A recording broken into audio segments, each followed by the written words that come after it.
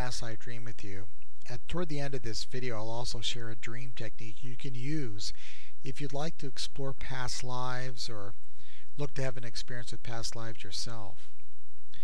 So have you ever had a fear that seems to have no cause? Maybe a fear of heights or flying or water, or maybe even a phobia. Maybe you've had an affinity for a foreign language or a particular country, maybe an affinity for a certain period of time in history, or maybe you've had relationships where there's maybe more reaction than even's called for, like you get mad at somebody, or you have a boss or coworker or spouse or family member, and you seem to have this conflict and there seems to be no cause to it, where it's very likely that this could be coming from a past lifetime. And the reason why we don't remember the past lives is actually a good thing, because there's something of a curtain that's drawn between lifetimes, and that's so we don't get these continuous unending memories flooding in all the time. But when there is a problem in our life, it's nice to look at this. And to be honest, I never really cared about past lives. I didn't even believe in past lives until I had the dream I'm going to share with you that helped me resolve several fears that I had. And this is where exploring past lives can be helpful to make your life better today by letting go of something that's unconsciously holding you back. Now, some people get into past lives because they want to prove they were somebody important, or maybe they want to escape this lifetime. They don't like this life, but that doesn't serve us. But exploring past lives to make our lives better today is something that's a tremendous benefit.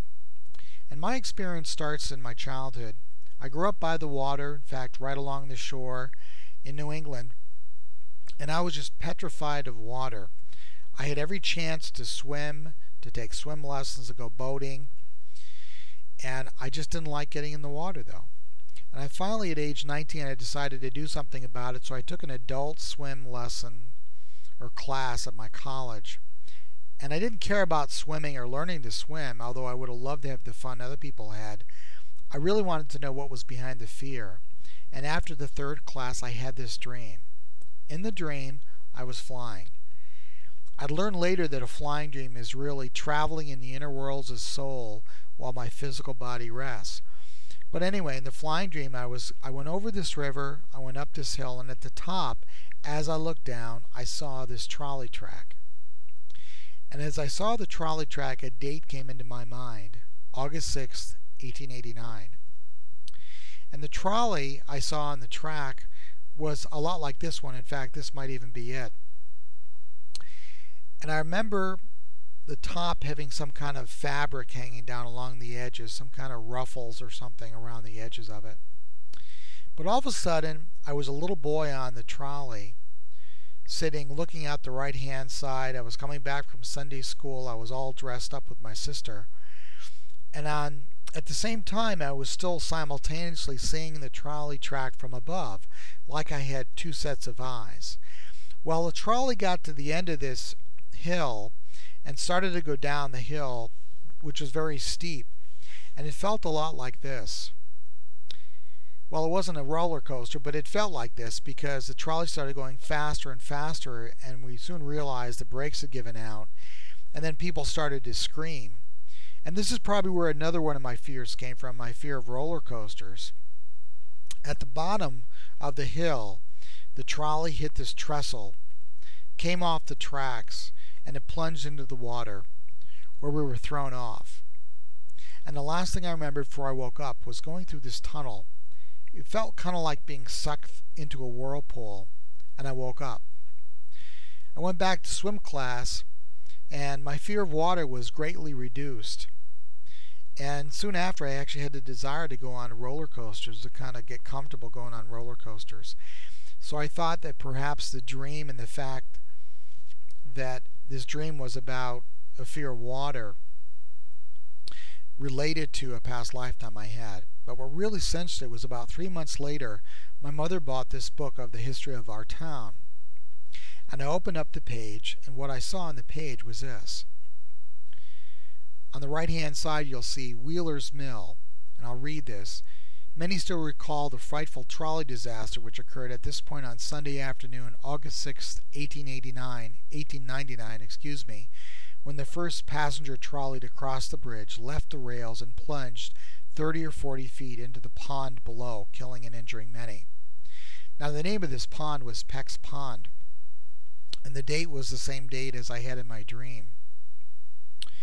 And I asked my mom about the pond, where it was, and she said, "Oh, that's the pond up near the highway, and it's where your father used to take you to go skating."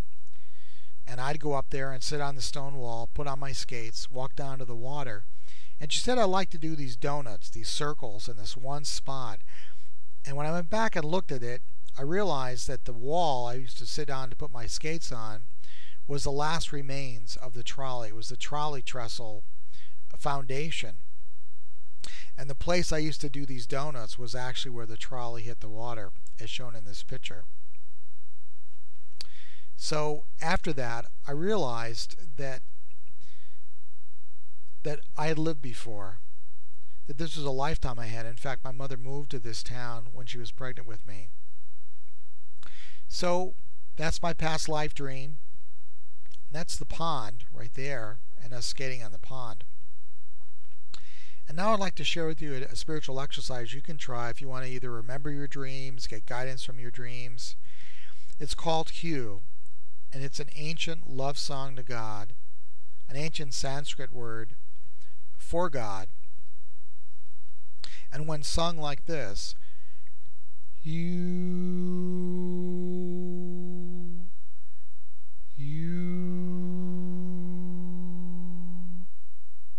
it can open your heart to love, guidance, protection, help you remember your dreams. And what you can do is try it before bed, or even try it during the day, or out loud, or to yourself. It'll open your heart to more of God's love.